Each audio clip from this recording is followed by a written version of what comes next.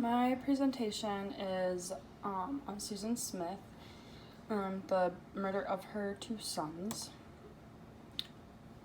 Susan Vaughn was born in September of 1971 in South Carolina.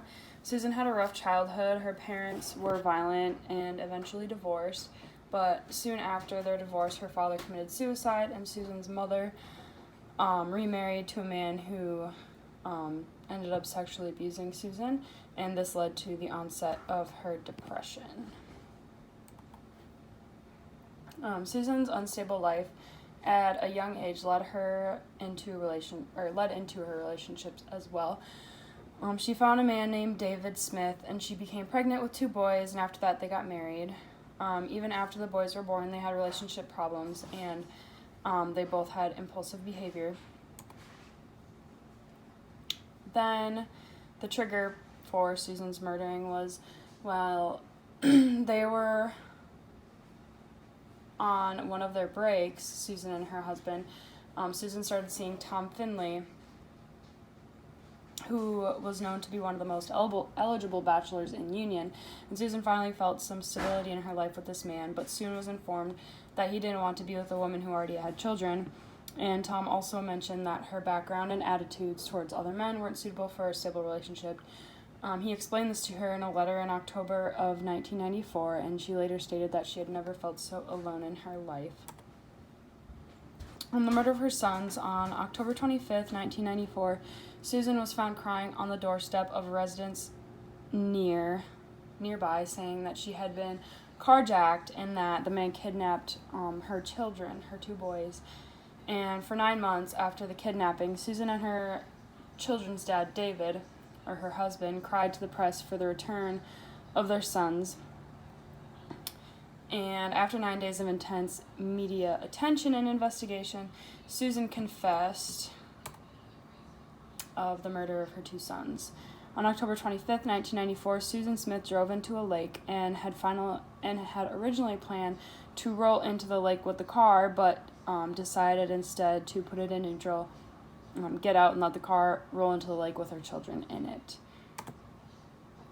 The frame that I thought fit Susan's situations the best was the social breakdown frame, because her family's upbringing of divorce and abuse.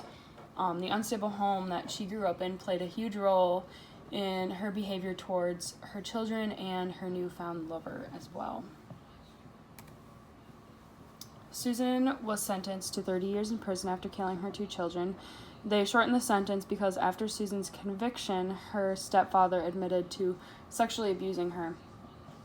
It is hard to feel like her punishment was just because it was at the expense of two innocent children, but when given perspective, she was severely depressed and unstable, and probably had been since she was a young girl, and probably also was not suitable to be a mother.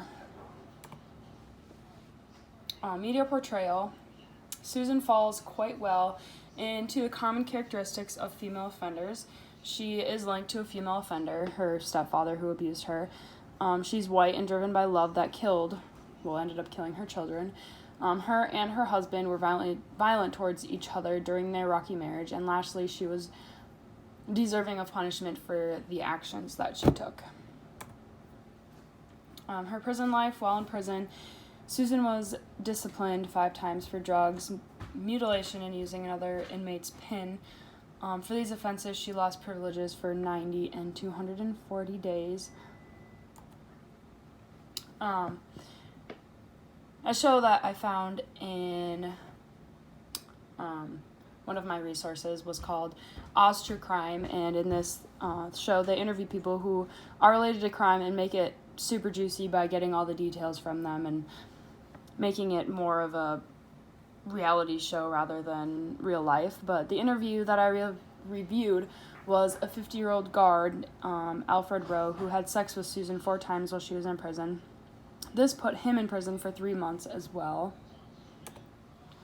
In Rowe's interview, they asked what he would say to her if she were there, and he says, "I wouldn't say a word to her."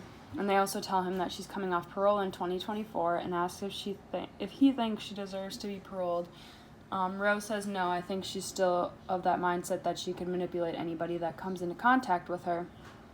And the last question they asked Ro is, so you think Susan would kill again if she is freed? And Ro replies, yes, I think so. This, of course, making it juicy and exciting for their show. But the interview critique that I made or had was the source of entertainment media is biased in their opinion of whether Susan Smith should be set free in 2024. They're talking about the surface of the story instead of the root cause. The real societal issue they should be worried about aren't the crimes committed specifically, but the underlying issues like Susan's severe depression and attachment issues. And that's my works cited.